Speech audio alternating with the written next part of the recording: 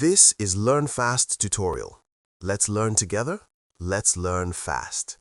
In this tutorial, I'm going to break down set theory and Venn diagram in a way that's very simple and easy to understand. By the end of this lesson, you'll understand what sets are, how to describe sets, as well as the application of Venn diagram to solve practice problems conveniently and confidently.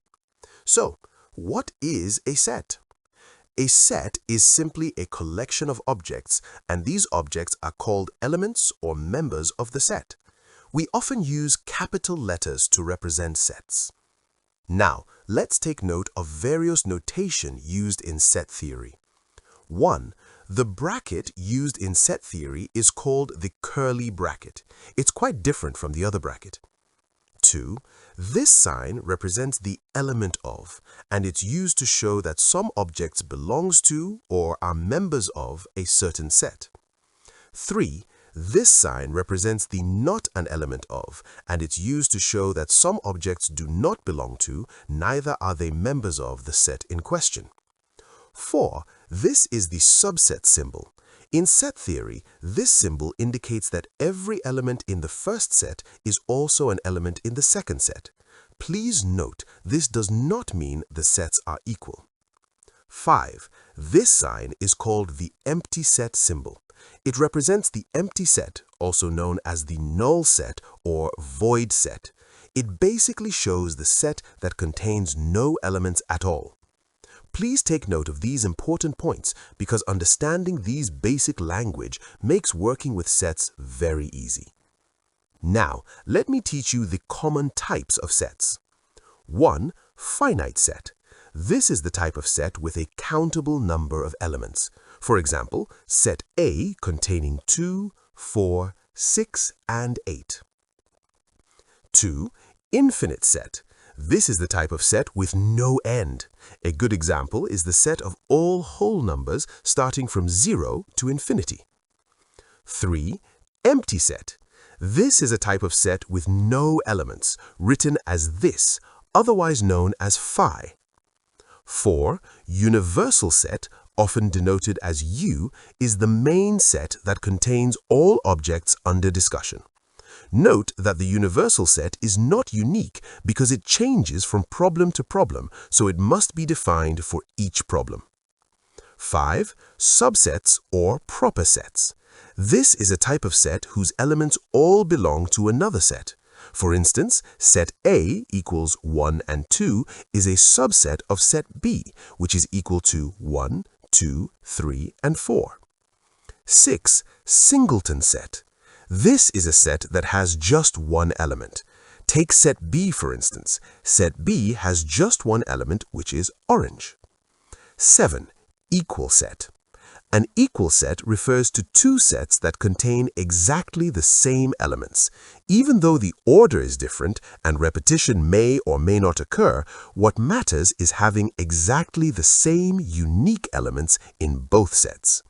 Example, take this as set A and this as set B. Set A and set B are equal because they both contain the same unique elements regardless of the order of arrangement or how often the element occurs, also known as the cardinality of set. 8. Equivalent set. An equivalent set describes two sets that have the same number of elements, even if the elements themselves are different. Take, for example, set A contains 2, 4, 6, and 8, while set B contains A, B, C, and D. Therefore, set A and B are equivalent because they both contain 4 elements respectively. What you should know about equivalent sets. Firstly, elements can be completely different. Secondly, only the number of elements matters. Thirdly, equivalent sets are not necessarily equal, but equal sets are always equivalent. 9. Power set. A power set is the set of all possible subsets of a given set, including the empty set and the set itself. Take, for instance, if you have a set A to contain 1 and 2, the power set of A is written as this.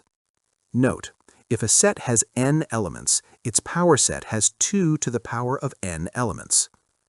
Now let me walk you through set operations and Venn diagrams.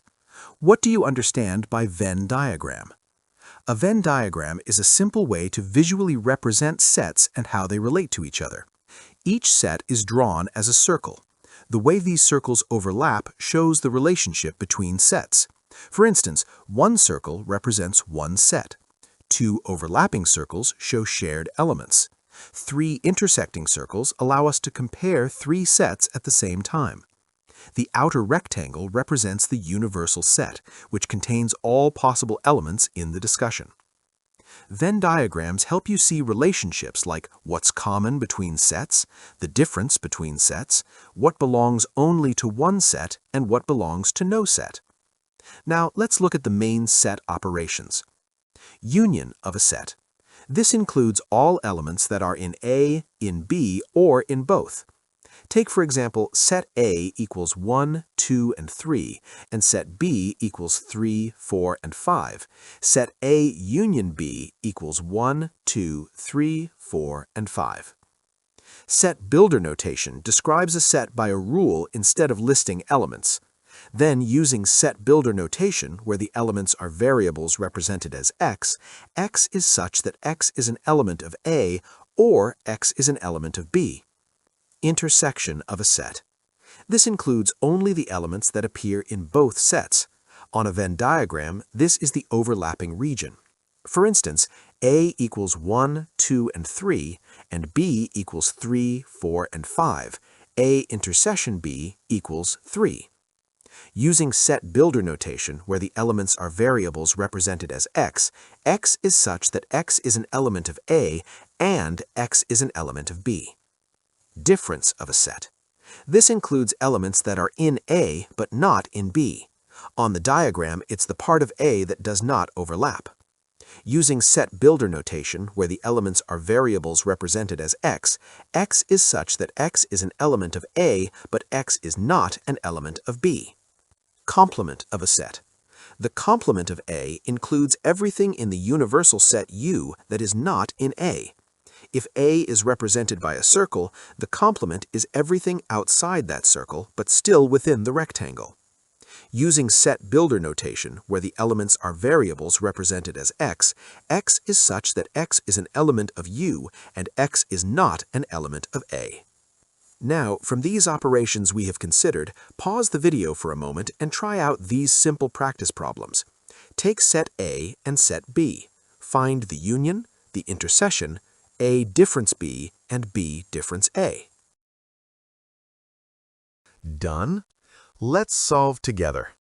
Since set A has 2, 4, 6, and 8, set B has 4, 5, 6, and 7, the union of these two sets, 2, 4, 5, 6, 7, and 8. The intersection between these two sets will be 4 and 6. A difference B will be equal to 2 and 8. B difference A will be equal to 5 and 7. Did you get it correctly? Drop your answer in the comment section below. Let's take a couple of practice problems applying Venn diagram. All the 40 students in a certain school learn Hausa or Yoruba or both. 25 learn Hausa and 20 learn Yoruba. How many students learned only Hausa, only Yoruba, and both? In this question, we were asked to obtain the number of students that learned both Hausa and Yoruba.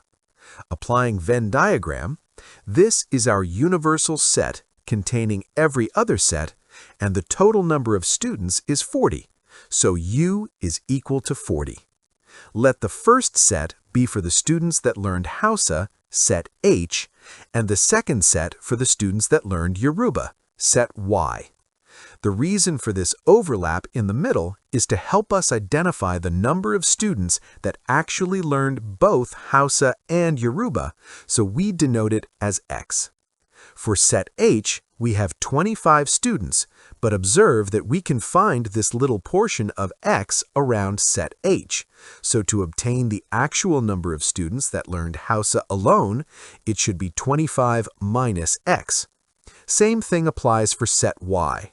For set y, we have 20 minus x. Summing up the numbers and variables we have, 25 minus x plus 20 minus x, all equal to the universal set 40. After simple calculation, collecting like terms, we have 45 minus x all equal to 40. Therefore, x is equal to 45 minus 40. At the end, x is equal to 5. So from these calculations, we have seen that 5 students actually learned both Hausa and Yoruba. So to obtain the actual number of students that learned Hausa alone, we are going to subtract 5 from the initial numbers respectively. After subtraction, we can see that 20 students learned Hausa alone and 15 students learned Yoruba alone. The second practice problem. In a group of 120 university students, 72 played football, 65 played table tennis, and 53 played hockey. If 35 of the students played both football and tennis, 30 played both football and hockey, 21 played both tennis and hockey, and each of the students played at least one of the 3 games, determine how many students played 1. All the 3 games, 2. Exactly 2 of the 3 games, 3. Football only, 4. Not more than 1 game. We were given information about a group of 120 university students who played 3 different games: football, table tennis, and hockey. Every student plays at least one of these games. Our task is to determine how many students fall into specific categories based on their participation.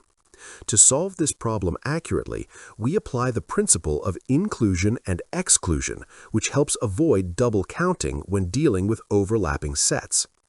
Moving forward, let's describe the sets. Let F be equal to the set of students that played football.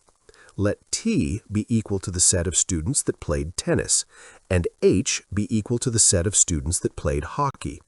From the given data, we have the universal set U to be 120. For F, we have 72. For T, we have 65. For H, we have 53. F intersection T, we have 35. F intersection H, we have 30. And finally, T intersection H, we have 21. Please note, the vertical bars you see are called cardinality bar or cardinality bar. They are simply showing that we are only interested in the number of elements contained in the set and not the element itself. Using the inclusion-exclusion formula, the first question asks for the number of students who play all 3 games. This is the triple intersection, the very center of our Venn diagram, where we have F intersection T intersection H. Let's call this unknown value X. We can solve this using the principle of inclusion-exclusion, often used for 3 sets problems. This formula looks a little scary, but it's just a systematic way of counting the items without counting any area twice. The formula is F union T union H, which represents the universal set U, is equal to F plus T plus H, call these singles for easy remembrance, minus, open bracket, F intersection T plus F intersection H plus T intersection H, close bracket, call these doubles, plus F intersection T intersection H, call this triple. Now we simply substitute the given values we wrote down into this equation. 120 is equal to 72 plus 65 plus 53 minus, open bracket, 35 plus 30 plus 21, close bracket, plus x. Let's simplify the arithmetic. Sum of single sets, 72 plus 65 plus 53, is equal to 190. Sum of intersections, 35 plus 30 plus 21, is equal to 86. Substitute these back into the equation. 120 is equal to 190 minus 86 plus x.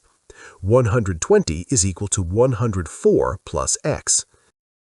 Now, solving for x, we have x to be equal to 120 minus 104. So x is equal to 16. So this means that 16 students actually played the 3 games. To find the number of students who play exactly 2 games, students who play exactly 2 games are those counted in the pairwise or doubles, excluding those who play all 3 games. So for football and tennis only, we have 35 minus 16, which is equal to 19.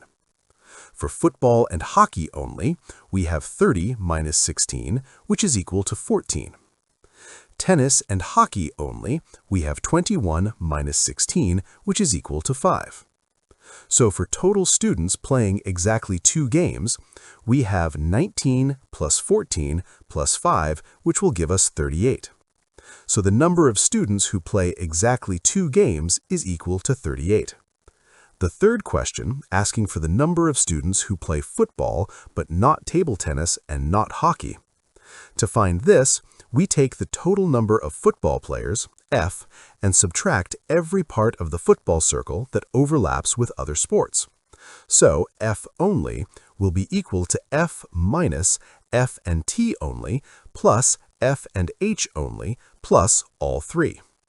Using our calculated values, F only equals 72 minus 19 plus 14 plus 16. F only equals 72 minus 49. F only equals 23. The number of students who play football only is 23. Finally, to find the number who played not more than 1 game. Not more than 1 game means students who played only 1 game. First, find students who play exactly 1 game. Football only is 23.